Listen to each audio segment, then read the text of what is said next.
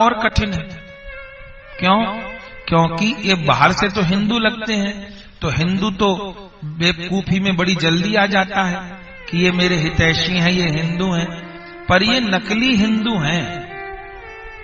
ये सब अरिष्टासुर हैं। अरिष्टासुर कैसा राक्षस था कि शरीर तो इसका नंदी का था, माने गाय का शरीर था राक्षस। इसने बहुत नुकसान पहुंचाया। अच्छा, ये किसी भी ग्वाल बाल को कुचल देता, मार देता। लोग समझते गैया ने मार दिया, गैया ने मार दिया। अब गैया ने चलो मार दिया तो कोई बात नहीं, गाय की मार सह लो, गाय को पलट के थोड़ो मारा जाएगा। लेकिन सब पहचान नहीं पाए कि गाय किसी को जान से क्यों मारेगी। अगर कोई हिंदू नेता गाय मांस खाने की वकालत करता है तो जान लीजिए वो हिंदू नहीं है, उसकी पैदाइश में गड़बड़ है, उसकी डीएनए में ही प्रॉब्लम है, उसकी पैदाइश में ही गड़बड़ है। उसके नाम पे मत जाइए, उसकी शक्ल पे मत जाइए। कोई हिंदू नेता यदि राम मंदिर का विरोध कर रहा है, गो हत्या कानून बने इसका विरोध कर रहा है, गौमांस निर्यात को प्रोत्साहन दे रहा है, तो समझिए कि वो गड़बड़ है, उसके पैदाइश में गड़बड़ है। उसके नाम पे, जनेऊ पे, टीके पे मत जाइए। सब नाटक कंपनी के कलाकार हैं ये। क्योंकि हमारे केवल कहने पर मत जाइए। जैसे हम आप सबको कह रहे हैं कि आप भजन करिए, पर और हम रूप भी बनाए हैं साधु के जैसा, पर हम यदि खुद भजन नहीं करते, हम गलत आचरण में लगे हैं, तो फिर हम पापी हैं, हम अपराधी हैं। हम जो कह रहे हैं वो हमको स्वयं भी जीवन में करना होगा। यदि हम गले में कंठी पहन लिए तो शपथ खा चुके हैं कि कभी भी भगवान को बिना भोग लगी हुई वस्तु को छुएंगे नहीं। मरना मंजूर है पर अपवित्र वस्तु को छूना मंजूर नहीं है। कभी किसी ऐसी परिस्थिति में हम जीवन में फंस गए कि वहां हमको भोजन न मिले और अपवित्र वस्तु रखी हो खाने के लिए और प्राणों पर बन जाए, तब हम क्या करेंगे? तब हम मौत को स्वीकार कर लेंगे, लेकिन गलत वस्तु खा के अपना पेट नहीं भरेंगे। हमको मरना मंजूर होगा पर हम गलत वस्तु खा के अपना पेट नहीं भरेंगे। और यदि हम समझौता कर लेते हैं तो तब गड़बड़, न यहां के बचेंगे न वहां के बचेंगे। तो जो पाप का समर्थन कर रहे हैं, जिनको न सनातन धर्म की परवाह है, न हिंदू की परवाह है, न हिंदू उपासना की परवाह है, फिर हिंदू को उनसे सावधान रहना है। न तो उनको एक भी वोट देनी है, न उनकी किसी योजना का लाभ उठाना है। ऐसे एक दिल्ली में नेता है, वो सबको फ्री खिला खिला के माथा खराब कर दिए सबका। बिजली फ्री, पानी फ्री, ठिकाना फ्री। और शाहीन बाग में जब वो लोग बैठे थे रास्ता रोक करके दुखी करने के लिए, तो उनके जाके गले मिलते थे। लेकिन उन्होंने दिल्ली की जनता को कितना मूर्ख बनाया। अच्छा, कैसे मूर्ख बनाया? बोले बसों में लेडीज को टिकट नहीं लेना पड़ेगा, बिजली के बिल आधे कर दूंगा, चौथाई कर दूंगा, और ये पैसा कम कर दूंगा, दवाई के पैसे कम कर दिए, फ्री कर दिए। ये सब बात ठीक है, पर भैया कोई हमसे आके ये कहे कि मैं तुझको 1 लाख रुपया दे दूंगा फ्री में, तू अपनी बेटी मुझे दे दे, तो उस 1 लाख रुपया को लेके अपनी बहू बेटी दे देंगे क्या उसको? अरे उसकी गर्दन पकड़ लेंगे। तेरे 1 लाख नहीं, तेरा 1 करोड़ भी मेरा किसी काम का नहीं है, जब तू हमारी बहू बेटी के ऊपर बुरी दृष्टि डाल रहा है। तो ये जो फ्री का लोचा देते हैं ये लोग कैसे हैं? ये लोग हमसे हमारी राष्ट्रभक्ति छीनते हैं, ये हमसे हमारी भगवत भक्ति छीनते हैं। मैं तुमको फ्री सामान दूंगा, तुम मेरी हर गलत बात को मानो। उस फ्री वाले नेता के कितने लोगों ने, आप सोचिए कि दिल्ली में रामनवमी की परिक्रमा, हनुमान जयंती की परिक्रमा पर आगजनी करवाई, पेट्रोल बम फिकवाए उसने, पर हिंदू वोट देते रहे। क्यों? बोले जी फ्री में, फ्री में, फ्री में। अरे नेताओं का काम लोगों को फ्री सामान देना नहीं है, नेताओं का काम रोजगार बढ़ाना है। आप हमसे आकर के कहें कि मेरे पास रोजगार नहीं है, भोजन की व्यवस्था नहीं है, हम आपसे ये कहें कि रोज हमारे घर रोटी खाने आ जाया करो, ये अच्छा नहीं है। अच्छा ये है कि हम आपको कोई रोजगार दें। हम ये कहें कि भैया ये रहा खेत, ये रहे बीज, तुम बो बीज को, खेती करो, रोटी पानी करो अपना। यदि हम आपको खेत में काम नहीं करने दे रहे, बीज नहीं दे रहे, हम कह रहे हमारे यहाँ रोटी खा लिया करो, तो हम आपका भला नहीं कर रहे, बुरा कर रहे हैं। हम रोटी खिला के आपको गुलाम बनाना चाहते हैं और फिर अपना काम करवाना चाहते हैं। हमको किसी को निकम्मा थोड़ो बनाना है, मेहनती बनाना है। अपने यहाँ कितने सेवा वाले वैष्णव आते हैं, ठाकुर जी की कमी नहीं, सबको जो हम पाते हैं वही वो पाते हैं, जो हम पहनते हैं ऐसे बच्चों की तरह सबको रखते हैं। लेकिन सेवा, किसी के मन में ये नहीं आवे कि मैं खाली पड़ा खा रहा हूं। जिससे जो सेवा बने वो करे। कोरोना काल आया, बड़ा कठिन समय था, लोगों की नौकरी छूट गई, काम धंधे बंद हो गए। 3 महीने बाद हम लोगों ने आश्रम से घोषणा करी कि कोई भी आवे जिसके पास भोजन की व्यवस्था नहीं है, आश्रम में आवे और भोजन करे तीनों समय। वस्त्र चाहिए वस्त्र ले लो, दवा चाहिए दवा ले लो। करना क्या होगा? तो हम एक नियम बना दिए कि 4 घंटा कीर्तन करना है। बैठ के 4 घंटा कीर्तन करो और प्रसाद पा जाओ, कपड़ा ले जाओ, दवा ले जाओ, जो जरूरत का, पैसा तो नहीं देंगे पर जो जरूरत का सामान है आपको दे देंगे। आपको अचंभा होगा, बात थोड़ी कड़वी है, 4 घंटे कीर्तन करना पड़ेगा, ये कोई बड़ी बात तो हमने नहीं बोल दी, कोई फावड़ा चलाने को तो कहा नहीं। लोग आने को तैयार नहीं हुए। अरे भैया पूरा दिन तुम खाली हो, तुमको 4-6 घंटा कीर्तन करना है, माने नाम कीर्तन करना था, तो आदमी नहीं, उसको वहां परिक्रमा मार्ग में बैठ के भीख मांगने में तो मजा आ रहा है, पर कहीं बैठ के कीर्तन करने पर उसको रोटी मिल रही है, वो उसको नहीं चाहिए। तो इसका मतलब कि उनको निकम्मापन चढ़ गया है। हम इस चीज को प्रोत्साहन थोड़ी देंगे। सेवा करिए ना। हाँ, कोई असमर्थ है तो करे। एक व्यक्ति कोरोना काल में आया सेवा के उद्देश्य से।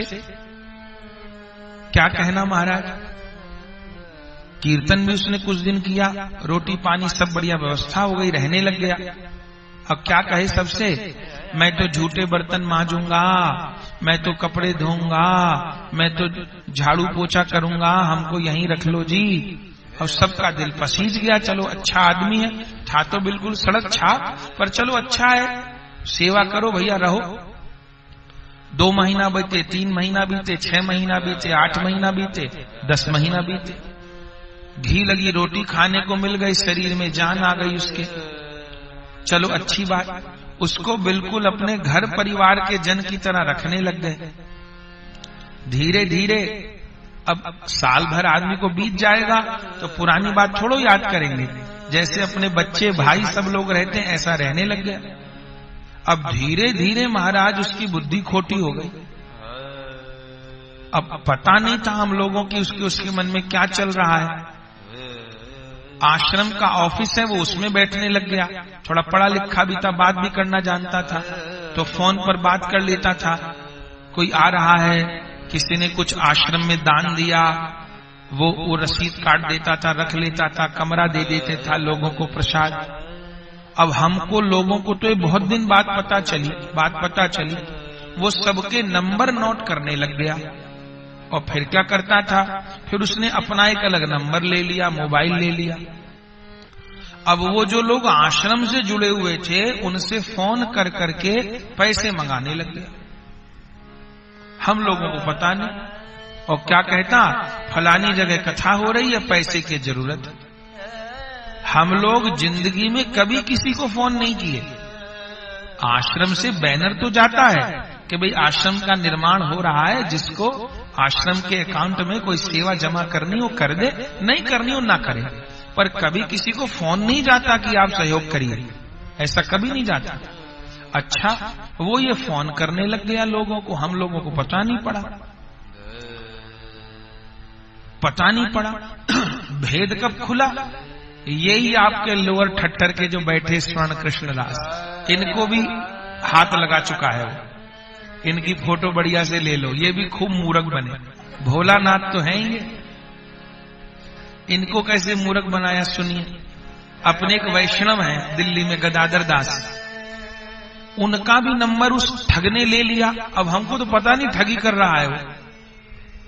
उनका भी नंबर ले लिया, इनका भी नंबर था, और इनका नंबर तो किसी के पास था ही नहीं, तो जुड़े थे तब। पर वो कितना 420 था, माने फोन भी ऐसों को करता था जो बिल्कुल नए जुड़े हुए लोग थे।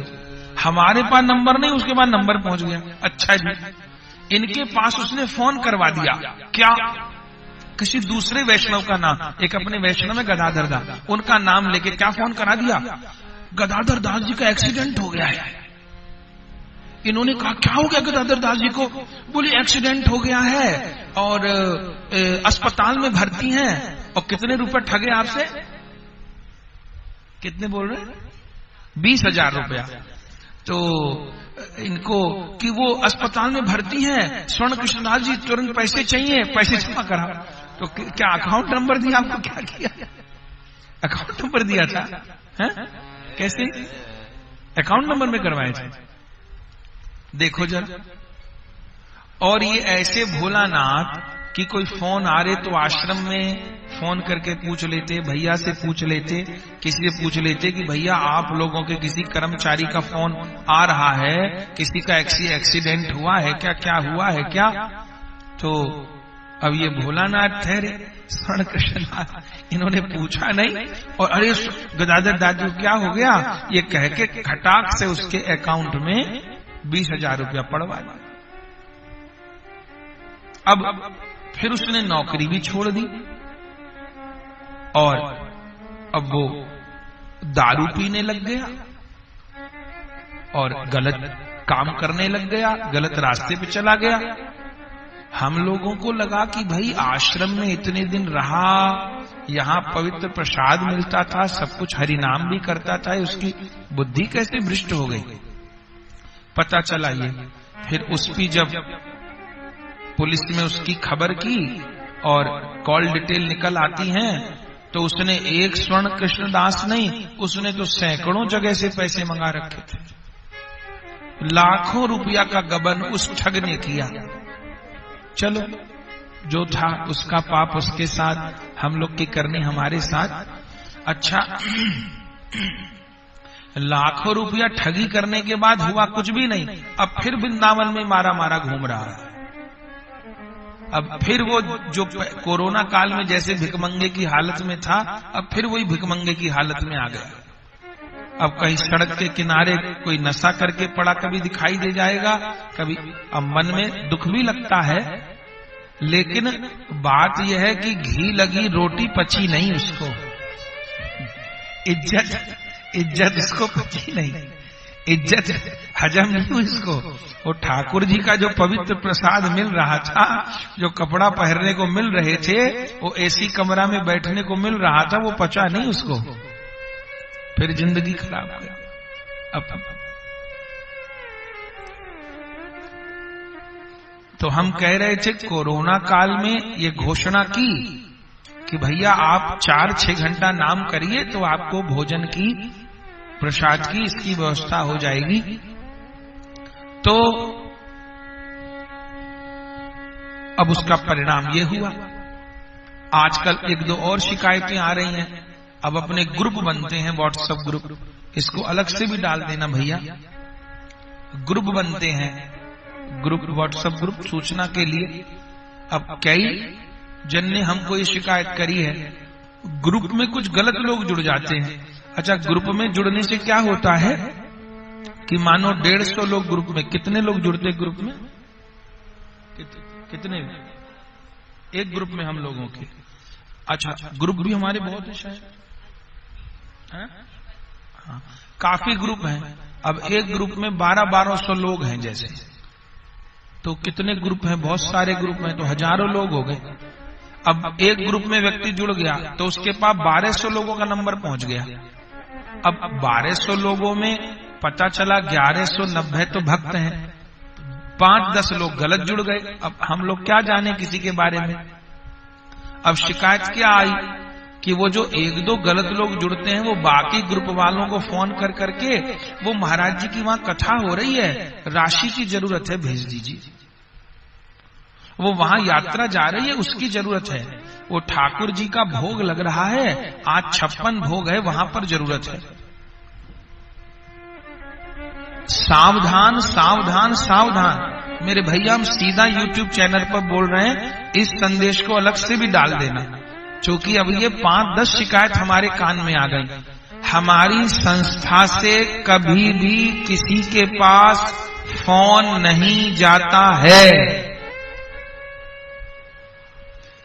अगर कोई फोन करके किसी भी वैष्णव को ये कह रहा है कि संस्था में राशि की जरूरत है, वहां कोई उत्सव हो रहा है उसमें जरूरत है, वहां कथा में जरूरत है, वो 1 नंबर का झूठा मक्कार ठग है। वो आप यदि बिना संस्था में बात किए उसको कुछ भी दे रहे हैं, आप जाने। हम लोग कभी किसी को फोन नहीं करवाते, संस्था से कभी किसी को व्यक्तिगत फोन नहीं जाता। हाँ, संस्था से बैनर प्रकाशित होता है, उसमें भी जो संस्था का नीचे अकाउंट नंबर होगा वो लिखा होगा, उसमें जो QR कोड होता है वो बना होता है उसमें। और चैनल जो अपना आधिकारिक चैनल है, 3 चैनल है अपने। एक हमारे नाम से बड़ा चैनल है श्री गौरदास जी महाराज, दूसरा निताई दास जी महाराज, तीसरा भजन भाव संग्रह। ये 3 चैनल हैं। तो मुख्य जो बड़ा चैनल है गौरदास जी महाराज, उसी पे सारे बैनर जाते हैं। तो उसी बैनर, उस चैनल पे जो बैनर आया है, उसी पे जो नंबर लिखा है, उसी से संपर्क करना है। उसके अलावा दाएं बाएं कोई नंबर मिला रहा है वो ठग है, उसकी सूचना दी दीजिए आश्रम में कि इस नंबर से फोन आया, ताकि उसकी पुलिस में रिपोर्ट करी जाए। अब लाखों लोग समाज से जुड़े हुए हैं, अब उसमें कुछ ठग भी होते हैं, और ठगी तो सभी जगह होती है। तो भैया अपने से सचेत रहना पड़ेगा। तो ऐसी भी चीजें समाज में सुनने में आती हैं। अब नाम प्रचार के रास्ते पे लगे हैं तो इन सब चीजों को भी देखना है। जैसे खेती करिए ना आप, तो आप अनाज की खेती किए, चावल की खेती किए, ठीक, बाजरे की खेती किए, तो खेती तो होती है, साथ में खरपतवार भी पैदा हो जाती है जो किसी काम की नहीं होती। तो उसको समय समय पे काटना छांटना होता है। यदि आप खरपतवार को काटे छाटेंगे नहीं तो फसल की बढ़ोतरी रुक जाएगी। तो इसलिए कभी फोन नहीं किया जाता। और आश्रम में भी आकर के कोई सेवा यदि प्रदान कर रहा है तो वहां 2-3 ही आधिकारिक जन हैं जो सेवा ग्रहण करते हैं। भैया जय कृष्णदास जी, जिनको जतिन भैया बोलते हैं, तो उनको सेवा प्रदान की जाती है। सौरभ कृष्णदास जी, जिनको सौरभ भैया कहते हैं, उनको सेवा प्रदान की जाती है। तो आश्रम में तो ये 2 आधिकारिक जन हैं, जिनमें सौरभ कृष्णदास जी रहते ही हैं। इनके नंबर भी संस्था पर चलते हैं, और जो संस्था के नंबर चलते हैं उनपे एक राधा दासी बहन बात करती हैं, या वो और नंबर जिनके पास हैं तो वो आधिकारिक लोग ही होते हैं। वो अब अपने से फोन से मिलाकर कोई बात कर रहा है तो उसको गड़बड़ जाने, सावधान रहें। ये सारे समाज के लिए हम कह रहे हैं, इसको सब लोग ध्यान रखिएगा बात को। तो ऐसा जो करते हैं ये सब अरिष्टासुर हैं। अरिष्टासुर माने कि था तो असुर, लेकिन राधा कुंड में अरिट ग्राम में रहता कैसे था? बैल का रूप बना के रहता था, गाय का रूप बना के रहता था। कभी किसी ग्वाल को मार दे, कभी किसी गोपी को मार दे।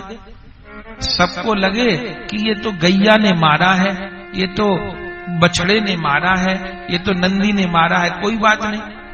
लेकिन गाय किसी को जान से क्यों मारेगी? भगवान जान गए। हाँ, जो भगवान के भक्त हैं वो जान जाएंगे। यदि कोई ऐसा गलत व्यक्ति आपको दिखाई देता है तो उसकी शिकायत आप संस्था में कर दीजिए। इसको निंदा करना नहीं बोलते हैं, इसको तो सहायता करना बोलते हैं, ताकि ऐसे गलत लोगों को पहचाना जा सके। ग्रुप में आपको लगता है कि वो गलत व्यक्ति है तो उसकी शिकायत करिए कि इस नंबर से हमको फोन आया था, जिस आदमी की भी बात किए हम, उसको ऐसे ही तो रोका गया।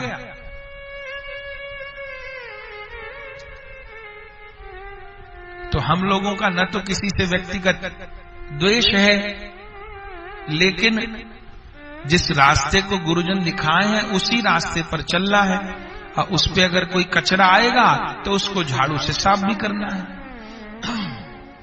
तो ग्वाल बालों ने श्री कृष्ण को शिकायत करी, और शिकायत करके ठाकुर जी को कहा, कन्हैया ये जो बैल है ना वृषभ, ये वृषभ नहीं है, ये बैल नहीं है, ये तो दैत्य है। इसको तुम मारो, ये बैल के रूप में रहता है, और हम लोगों को लगता है कि भैया गैया को न मारे, बैल को न मारे, और ये सबको मार रहा है। और किसी दिन ये आप पर भी सोते हुए हमला करने की फिराक में है। बस जैसे श्री कृष्ण को पता चला, श्री कृष्ण ने कहा ठीक है, इसको तो सब में पहले मारूंगा। क्यों? क्योंकि सींग वाले राक्षस को तो सब पहचान सकते हैं। जिसके बड़े बड़े दांत हैं, ऐसा राक्षस आवे तो सब पहचान जाएंगे। लेकिन कोई वेश बदल के आवे तो उसको कैसे पहचानेंगे? तो ये तो वेश बदल के राक्षस रहता है। तो श्री कृष्ण गए हैं, और जैसे उस बैल के पास गए, वो झपटा राक्षस की तरह। श्री कृष्ण जान गए, तेरे चाल ढाल नहीं बता दिया कि तू कौन है। तब श्री कृष्ण ने उसका संहार किया, मार डाला उसको। ये टांग पकड़ करके घुमा करके पछाड़ी, और गोविंदा नमो नमः दैत्य को मार डाला। सब ग्वाल बालों ने ताली बजा करके कीर्तन किया, ग्वालन को ग्वाल गोपाल वंशी वारो है। ग्वालन को ग्वाल गोपाल बंसी वारो है। ग्वालन को ग्वाल गोपाल वंशी वारो है। ग्वालन को ग्वाल गोपाल बंसी वारो है। लालन को लाल नंद लाल मेरो प्यारो है। लालन को लाल नंद लाल मेरो प्यारो है। ग्वालन को ग्वाल गोपाल वंशी वारो है। ग्वालन को ग्वाल गोपाल बंसी वारो है। लालन को लाल नंद लाल मेरो प्यारो है। लालन को लाल मेरो लाल बड़ो प्यारो है। खेलत श्री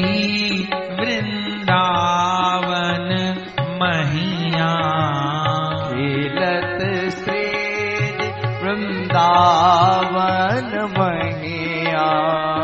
खेलत श्री वृंदावन मैया। खेलत श्री वृंदावन मैया। राधा कुंड वंशीवट छैया। राधा कुंड बंसीवट छैया। खेलत खेल कमाल अति न्यारो है। खेलत खेल कमाल अति न्यारो है। लालन को लाल नंद लाल मेरो प्यारो है।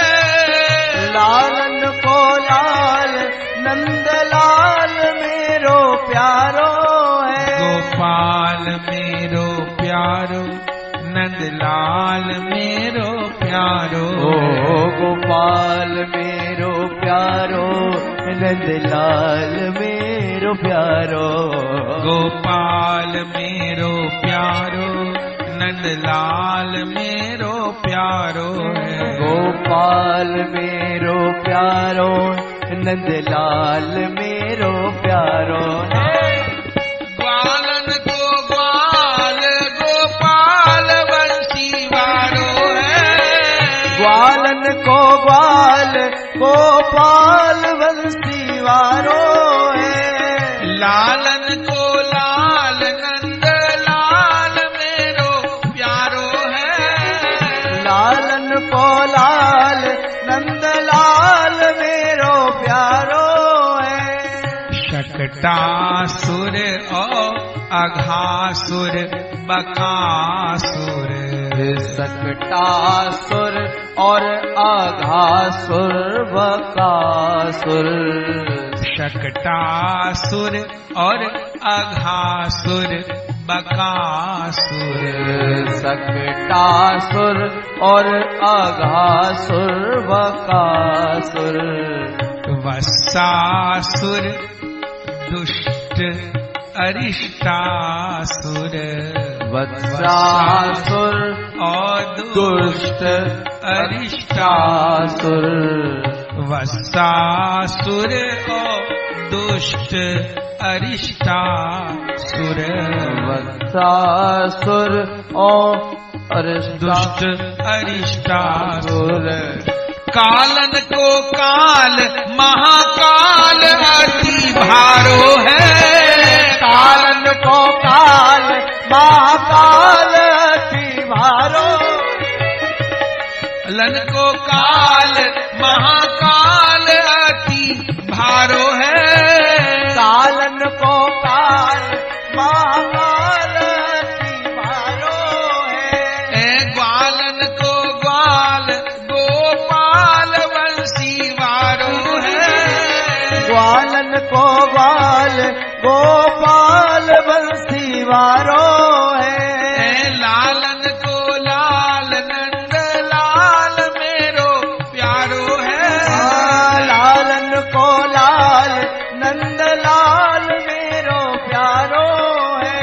गोपाल मेरो प्यारो नंदलाल मेरो प्यारो है। गोपाल मेरो प्यारो है नंदलाल मेरो प्यारो है। गोपाल मेरो प्यारो है नंदलाल मेरो प्यारो है। गोपाल मेरो प्यारो है नंदलाल मेरो प्यारो है। ग्वालन को ग्वाल गोपाल बंसीवारो है। ग्वालन को ग्वाल गोपाल बंसीवारो है। लालन को लाल नंदलाल मेरो प्यारो है। लालन को लाल नंदलाल मेरो प्यारो है। गौरदास बलिहारी जाऊं। श्री गौरदास बलिहारी जाओ। श्री राधा कुंड उत्सव मनाऊं।